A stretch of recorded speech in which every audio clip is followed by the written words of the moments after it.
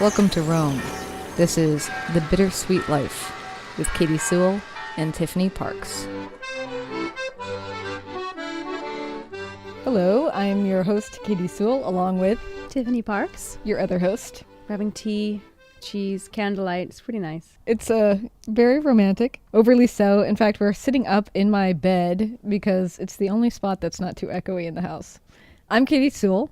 I'm a public radio producer, now living in Rome for the academic year. And Tiffany, I have known since I met her on the school bus, seventh grade? Sixth grade. Sixth grade.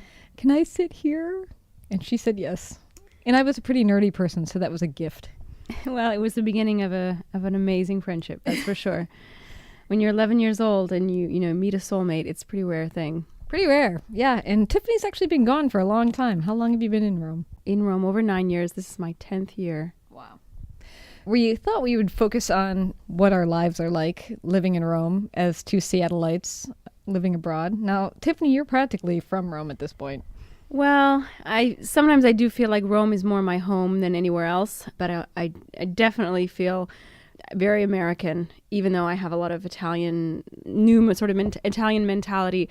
Nevertheless, I could never get away from my American roots, for sure, especially West Coast American roots. Where are the big differences? How can people still tell you're an American, even though you've been living in Italy so long? Small ways. If it's warm outside, even if it's November, I generally won't be wearing a winter coat and hat. Whereas an Italian, it doesn't matter what the temperature is. They go by the calendar month. So if it's November, they're going to dress in a ski coat and a hat and gloves and huge scarf, even if it's 70, 72 degrees outside. So that's a small way. Do you think you look different? I mean, obviously you're aged. I'm older than when I lived in Seattle, that's for sure. No, I wasn't talking about that physically, but is there something about how you present yourself that they can tell that you're not Italian? When they see me, they generally know that I'm not Italian because of coloring, because of facial structure, because Americans are so mixed as far as race. We have a different facial structure than Italians. Our faces are a little bit, softer in a way. And Italians, because they have so much, or any, European person who's sort of always, all of their parents have always been from that same country, they have kind of stronger facial features. But I was going to say, despite being American, I do feel like I'm not going to say I dress like a complete European, but I definitely don't dress like an American anymore.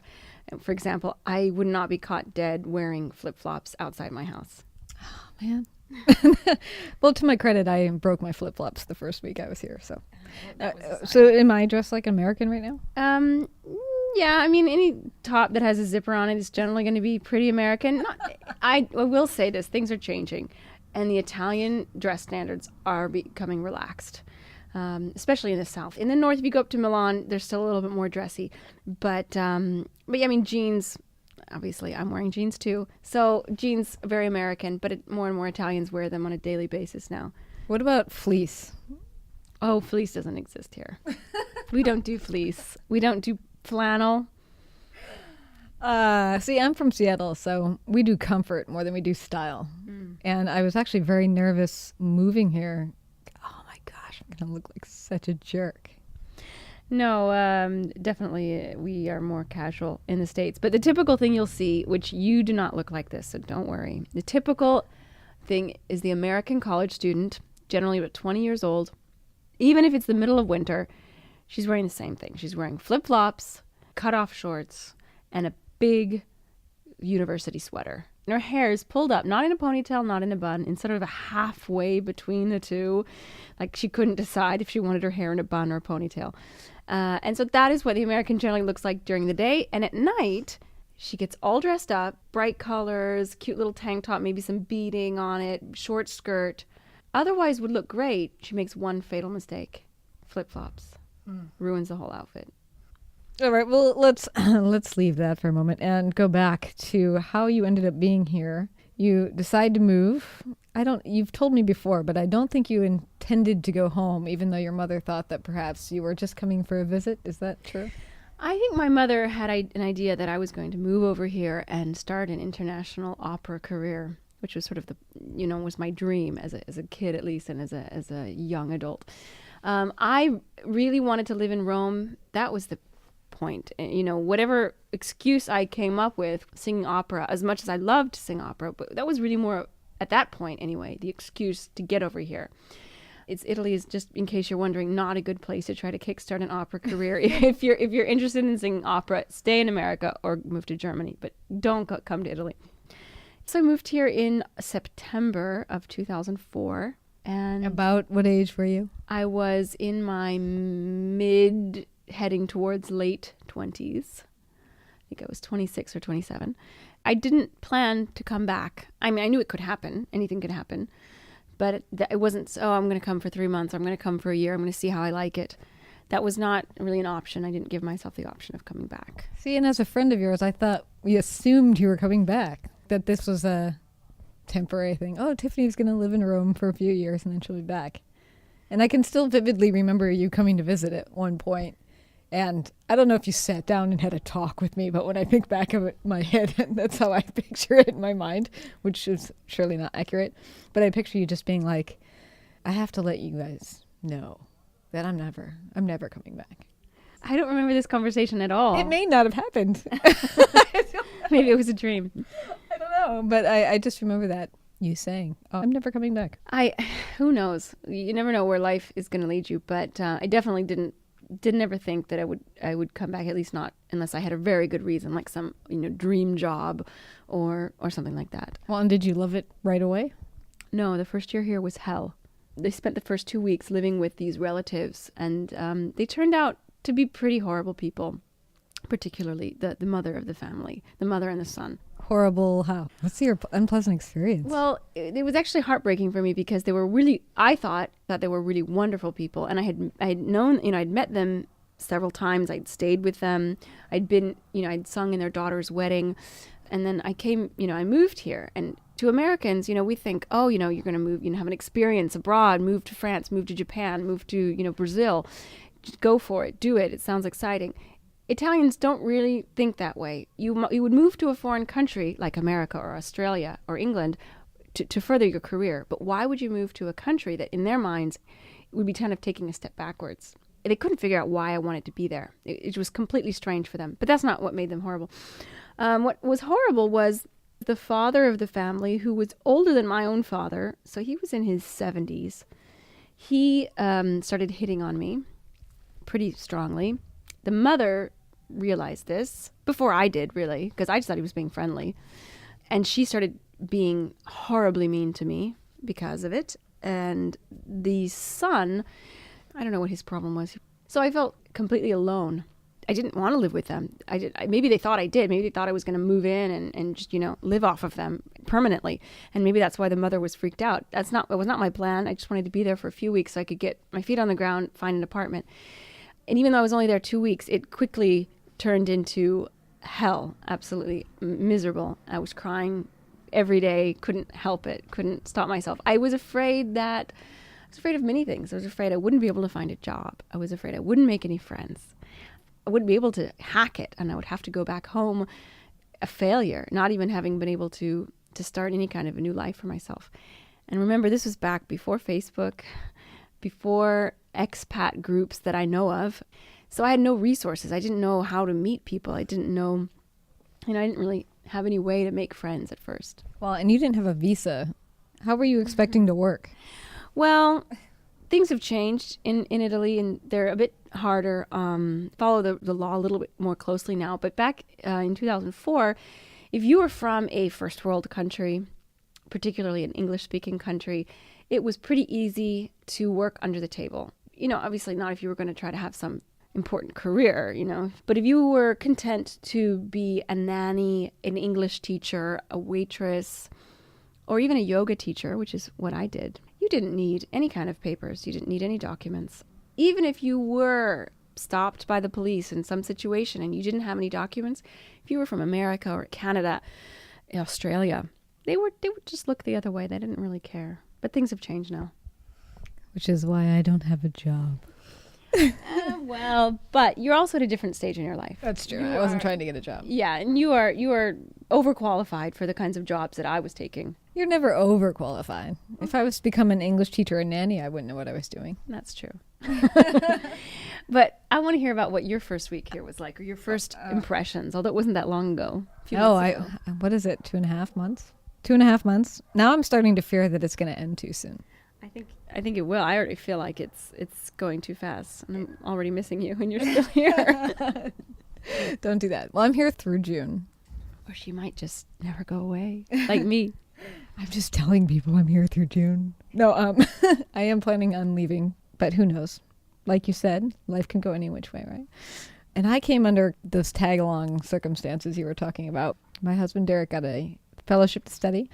And then the big decision was, do I quit my job that I've had for 10 years working in public radio and go and spend a year doing next to nothing in Italy? Or do we just say, and it helped that you were here for me, I think personally, but ultimately decided that it was something we couldn't pass up because it was a once in a lifetime opportunity and we have no kids and just one fish that went to a happy home. You know, nothing really tying us into the city we were in except for my job, which I loved and was incredibly sad to leave. But so here we are. At first it was just amazing. I was one of those people that never thought I was going to even leave the United States, you know. Even to travel? I know, right? Even to travel. This is going way back, and thankfully I evolved by my early 20s, but I remember being 18 and thinking, I love it here. I love America. I love my friends. I love this. I'm happy here. I never need to go anywhere else. This is good. Jeez, what a sad life that would have been. Well, Maybe yes not and no. sad. I mean, it is a pretty amazing place. When you think about, you know, at least what the opportunities that you have, and living away from it, you realize, especially sort of ease of doing things, how easy it is. I mean, now you know because of all the bureaucratic headaches you've had to go through. But in America, things are so easy. And here, things are very hard. Going from thinking I wouldn't leave the country to actually, I left the country a lot when I was a younger person, but I always went to Southeast Asia. And I had been to Rome once for your wedding 2 years ago, 2+ years ago now, right? 2.5 years ago? Wow. Okay. And I loved Rome then. We had a great time. So I at least kind of knew what I was coming back to. And we also had, just in those brief 10 days or 2 weeks that we were here for your wedding, we'd created certain rituals in the city already. There were restaurants that had become favorite restaurants. And so it felt like at least you were going somewhere where you had some kind of anchor. But I also had that worry that when I had walked away from everything, you know, and I'd said goodbye to my job and I'd said goodbye to my parents who live in the same city as me and all my friends and all this stuff, that that on the flight over, I had this picture of myself just being like, you know, what am I doing, you know, on the flight over? And that wasn't the case at all. Like on the flight over, I was so excited to actually be leaving. And that has not been the case for me in other travels. I moved briefly to New York City to do an internship, and I was miserable there, you know, because I was like, what am I doing here? I left a great job. I'm in the middle of nowhere. I don't know anybody. And I did know people. I mean, that was just me being like, oh, I just don't know anybody. But I do have to say that I've never lived in New York myself, but I've heard from people that do that you do not start to like it there until you've lived there like 3 or 4 years. It's hard to live in New York. It's not just because it was a different place. It was because it was New York. Yeah. But I definitely had that I'm on my own.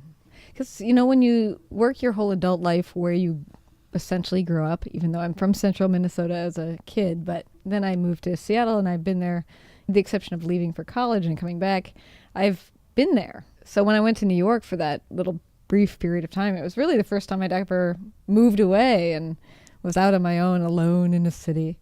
And thank God I went through that experience because I feel like that got it all out. You know, that weird insecurity that you have when you're on your own for the first time. And then when I got here, oh man, in some ways it's such a relief to be somewhere different and to not have all those expectations of being at home. So that has nothing to do with Rome. That's all to do with me. But first impressions on being here was that I was exhausted from the travel, couldn't stay up during the day. And I was living right next to Piazza Navona in a temporary apartment. Piazza Navona is probably one of the most beautiful places in the entire world. Yes. And I was up at 3 a.m. and Derek, my husband, was up too because I was up. and we decided that we were going to go out and take a walk. And we walked out to Piazza Navona and all the lights are on in the fountains and the church is all lit up and there's nobody there. And that was the quintessential moment of coming to Rome. Here I am in one of the world's most famous, most beautiful squares, alone at 4 a.m. This is an incredible experience. You can't beat Rome for beauty. I don't think there's any place in the world, maybe some people would say Paris, but I don't think that there's any city that has as many beautiful angles and corners that Rome has. So that helps, especially if you're feeling homesick. Is beauty enough? I'm in a different mental state because as far as I'm concerned, I'm leaving and you're staying. Yes. So how do you get through those first 2 weeks? And beauty is not enough. No, or maybe it is enough. Honestly, sometimes I ask myself, why am I still here? And obviously now I'm married to an Italian. That helps. That does help, but that's only... I want to make it clear that I didn't meet my husband until I'd already lived here for 4 years, until I was very grounded here already and felt like Rome was my home. So I definitely didn't stay for him. On the contrary, he would like to go and live in America. And I am terrified of that idea. Terrified? Why? Because, first of all, because I feel like I already started my life over once when I came here and I started from zero. And I feel like going back to the States after 10 years away would be like starting over from zero again. It wouldn't be quite as hard because I'd be a citizen. I would speak the language perfectly. I would know people, but still career-wise, I would basically be starting from zero. But also terrified because I feel like Rome is a bigger part of my life than normally what someone's city is. So much of what inspires me in my work, and when you say beauty enough, is beauty enough, actually, it's very interesting because I had to ask myself, what is it that really is stopping me? What is it that really makes me want to live here? Because there are so many hard things about living here, difficult things that don't come up when you're here for a vacation, don't even come up always when you're here for a year. There's a lot of things coming up now that didn't come up until I got married, became, a legal resident and saw what Italians have to face here. And so there are a lot of things that make me think I don't want to be here forever, and especially don't want to raise my children here, or at least have them become adults here. And so I think, well, what is it that scares me so much about moving back to the States and scares me about leaving Rome? And sometimes I think, as superficial as it sounds, it's because I can't stand to not be able to see the things and experience the things that I see and experience every day, the beauty everywhere around me, also the charmingness of it, the characteristic, picturesque corners and angles, and the butcher and the baker and the cheese man, the little things, the little European things that you would think after 10 years I would have gotten over by now, but I'm really not over them. Mm-hmm. It's an interesting question. I don't know. I'm not going to say that just beauty is enough, but for me it's very important. Just for me, being here only 2.5 months, which I'm sure a lot of people have toured to Rome, so this is not an experience people don't understand. They've seen the beauty in in many cases, but for me, it really highlights how poorly put together America is a lot of the time. We have buildings that are beautiful, but we have a lot of buildings that aren't beautiful and weren't meant to be beautiful ever when they were made. Beautiful historic city centers, and then you drive for 10 minutes and you're you could be anywhere in America. There's the McDonald's, there's the Walmart, there's the big box stores. We're just so run by corporations that you can have a beautiful downtown Charleston and then get a little farther out and all of a sudden you could be in the outskirts of Denver, you could be in the outskirts of Seattle, you could be in the outskirts of Brainerd, Minnesota, wherever. It's becoming so uniform by these corporations. And being somewhere in Rome, it seems like most things, when they were built to impress people. This church making a statement about who they were, or this noble making a statement about who they were. And so the city's full of beauty. When you're living in a society that's run by profit, that's not necessarily the case. And that's been very highlighted to me wandering around this place, because there are some ugly buildings in Rome, but most of it is interspersed with great beauty everywhere. Mm-hmm. Yeah, and also the history. It's beauty and history. You walk around and you see different eras so clearly. You can see medieval buildings, you can see Renaissance buildings, you can see ancient ruins. It's hard not to appreciate it. Do you have any idea where you would move if you actually were to go back to America? Not that you're going to. Not that I'm going to. Would you head home, back to the Seattle area? As much as I think about Seattle a lot, I have no family there anymore. it would almost be like moving to any other city in the sense that I don't have a home base there. My parents don't live anywhere where I really like to be honest. So I wouldn't move to either where they are, which is Arizona and Idaho, respectively. The idea of New York is, for many reasons we talked about a moment ago, is terrifying to me. Although as a little child, I always dreamed of living in New York. And that was where I wanted to end up. But I can't picture it at this point in time. I can't picture myself living in New York. I feel like I'm not tough enough to live in New York, if that makes sense. Which seems crazy to me as a person who knows you, who saw you be very brave and leaving the States and coming here. And for me, as a conservative, hang home near your folks kind of person, stick with the familiar, I thought that was so bold and so brave. Well, thank you. I guess it was. Rome's a huge city too. Rome is a huge city, but it's kind of slow city. You can do things slowly. I feel like New York, whenever I go to New York, I feel like I'm going to be run over on the sidewalk because I'm not walking fast enough and I'm not doing things fast enough. I'm not really a workaholic. Maybe that's Italy. Italy has done that to me. But I'm not anymore. See? 2 months in Italy and I can barely get out of bed in the morning. You lose all ambition.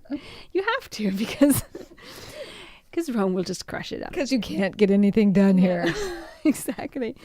But no, I find it overwhelming. I find New York overwhelming, and I find it intimidating.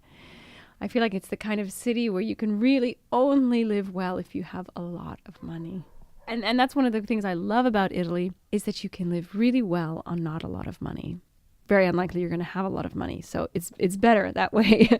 You can eat well without a lot of money. You can have fun. There's a lot of things to do that are free or very inexpensive, and so that's one great thing about Rome. Maybe we should talk about what you do. What do you do, Tiffany? What do you do in Rome now? I do many things, but the thing that I spend most of my time doing is writing. I am the editor of Where Rome magazine, which is a tourist-based magazine. It's an international magazine. They have it in many, many different cities. I write for that magazine and edit it, and I also write a blog. I also am writing my first novel. The editing process, and I do tours. Very well, by the way, I should add. Thank you. Yes, you're a writer, but obviously, as you kind of alluded to, the salaries in Italy are pretty low. At least now. Has it gotten worse? I don't think it's gotten worse. I think that definitely the salaries have not kept up with inflation, though. So in that sense, it's gotten worse. I don't think the salaries have maybe gone down. It's bad. It's bad. There's very few people are getting steady contracts. Young people, particularly the generation beneath us, people in their 20s, are having a very hard time. They're not getting jobs for their qualifications. They're getting taken advantage of by their employers. And so it's very difficult. Plus, one thing that is expensive in Rome, I have to admit, is housing. So the difference between the price of an apartment and the salary in Rome is a big problem. It's very difficult. That's why most people live with their parents. Which also keeps you expecting too much in some ways. If your parents live in a very nice house and you had the experience of moving out of your parents' house and probably living in a pretty crappy apartment at some point. I used to have an apartment that had so much mold in the bathroom that the tile was starting to fall off the wall. And I talked to the landlord about it, and he's like, it's okay. It's fine. But we've had this experience of living in kind of crappy areas, not ideal, not having everything that we want to have yet, working our way up. And you were telling me that that's a problem with Italian young people. Yeah, they don't go through that step. They don't. It's one thing to live like that when you're in your early 20s. And you expect that. It's normal. And you kind of almost enjoy it in a sense. Like you're proud of the fact that, you could wash the dishes when you're sitting in bed. But when you're 35 and you have a sociology degree and you speak 3 or 4 languages fluently, and you are basically a glorified intern because you work full time, but you get paid what an intern would get paid, you don't want to go through that anymore. You're at the age when you want to get married, maybe, and you might want to have children. What I'm trying to say is, if you don't leave home at 18 or 21 and go through that and start working your way up, you're not going to be able to deal with it at 35. So what happens is Italians don't leave home at 18 or 21, and they don't finish their university degree very quickly. They probably stay in university for 8-10 years even. They don't have the same need to get a job that an American would have. An American, their parents kick them out. They're like, you're on your own, you're 18 or you're 21, you're on your own. So they have to do that. An Italian doesn't. Italian is going to be coddled by their parents, and they're going to be able to live at home until whenever they decide to leave. Their parents will never kick them out. So the problem is they don't have the job history that a 35-year-old American would have, because they haven't been working since they were 18, because they haven't had to. I should ask you, since we are two Americans in Rome talking about Italians, how accurate do you think you are about Italians? I definitely am fallible, for sure, because I'm not Italian. Because I could just hear the people being like, well, I don't see why they would be judging so much. Well, I can be very judgy on Italians. I have to admit, I have to stop myself sometimes. It depends on who I'm talking to. If I'm talking to Americans, I'm very judgy on Italians. If I'm talking to Italians, I'm very judgy on Americans. I don't mean to, but it just comes out. But I have had a lot of experience with Italian families. I see my husband's family. I have a few Italian friends. I say a few, even after 10 years, it's not that easy to make friends with Italians, especially the girls. Really? Why is that? Well, because they tend to sort of have a pack mentality. You know, you make friends in high school or even younger, and those are your friends for life. Italians don't generally move around very much. The people who are in Rome have been living in Rome their entire lives, and their friends are friends they've had since they were 11 or 14. This is, again, I'm generalizing, so there are exceptions, but most Italians probably feel, I don't need to make any more friends. I have my friends. These are my real friends, which is a great thing to have friends that long, as obviously we know. Yes. I've been in situations where, you try to make friends with Italians and they're just not really that interested, unless it's a guy, and then they really want to be your friend. Well, not exactly your friend, but they want to get to know you. But you do have a couple after all this. I have a few. I have a very few, and they're really sort of different from I hate to say, the typical Italian girl. How so? My friend Cecilia is very interested in art and history. In fact, we met taking a class on Roman history and Roman art. And she always wants to go out and do cultural activities and things like that, where I feel like the typical Italian her age would be more interested in going shopping or hanging out, gossiping with her friends. Mm-hmm. And she always is interested in meeting new people and meeting foreigners. That's the thing. Foreigners, a dreaded foreigner. It's not super great to be a foreigner in Italy. We're seen as outsiders. So what does that mean for your husband, Claudio, when he married a foreigner? Did that change his reputation with his friends, or the way that other locals in your neighborhood are going to view him? I think definitely it changed, but not necessarily in a bad way. I hate to say it, but this is the reality, is that foreigners from first world and particularly English-speaking countries are seen, even though we're seen as outsiders and even though we're not necessarily trusted in the same way an Italian would be, we're still seen as people who are going to benefit society. There's another class of foreigner that unfortunately is very marginalized. In Italy, people from outside of Europe, but also people from Eastern Europe or from Romania, Bulgaria, that sort of area. And it would have been very different if he had married, unfortunately, I mean, it shouldn't be this way, but it would, if he had married an Albanian woman or a Moroccan woman, that would have been a scandal. By marrying an American woman, it's almost like, wow, you can go live in America now. So he's actually... Score, exactly. That's why he married me. I hope that's not the only reason why he married you. No, because what he doesn't know is that he can't get a green card unless I sponsor him. That's right, and you don't want to go back, so... Exactly. No, but I think that, I don't know, this is just my guess, but I think it might give him a little air of almost sophistication by having a foreign wife from America, not just from any country, but from America. Because as much as Italians, might criticize Americans, Italians have always had a fascination with America, just like America has had with Italy. It's kind of a mutual fascination. We should ask him about it tonight.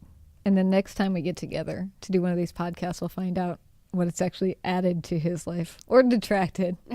I will definitely ask him tonight. He's actually cooking for me tonight, so that's something that maybe has. If he had an Italian wife, I don't necessarily think that he would have to cook dinner ever Or do laundry. or do laundry. I will be honest. I cook and do laundry more than he does, but he does do it sometimes, which is a step in the right direction. All right, well, we have to leave it there. I'm Katy Sewall. I'm Tiffany Parks. Join us again. We welcome your questions and your feedback. Reach the show by emailing bittersweetlife@mail.com. That's bittersweetlife@mail.com.